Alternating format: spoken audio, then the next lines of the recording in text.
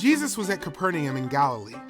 It was a Sabbath day, and Jesus had been teaching people in the synagogue about God. While he was in the synagogue, he had commanded an unclean spirit to leave a man, and the spirit had obeyed Jesus' command. People all over the region were talking about Jesus. They were telling others about the things Jesus taught, the way he taught with authority, and about the miraculous ways he had helped people. No one had ever met anyone like him before. After Jesus left the synagogue, he went right away to the home of Peter and his brother Andrew. Peter lived there with his wife and his wife's mother. Peter's mother-in-law was lying in bed. She was sick and suffering from a high fever. The people in the house told Jesus about her, so Jesus went to see her. Jesus touched her hand, and the fever left her right away. Jesus helped Peter's mother-in-law stand up.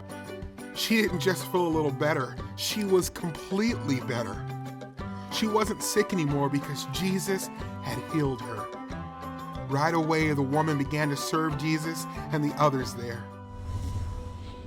That evening, people brought to Jesus their friends and family members, anyone who needed help.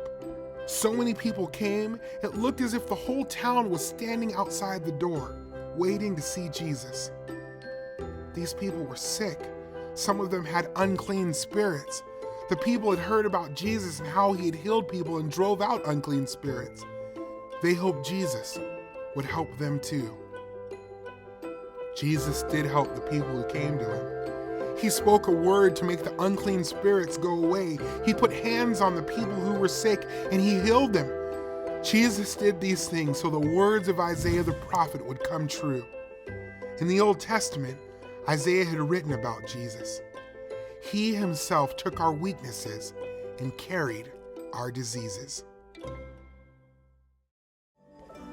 The prophet Isaiah wrote that the promised Messiah would bear our sickness and carry our pain. Jesus fulfilled this prophecy as he healed people. Sickness exists because the world is broken by sin. One day, when Jesus returns, there will be no more sickness because Jesus dealt with sin on the cross.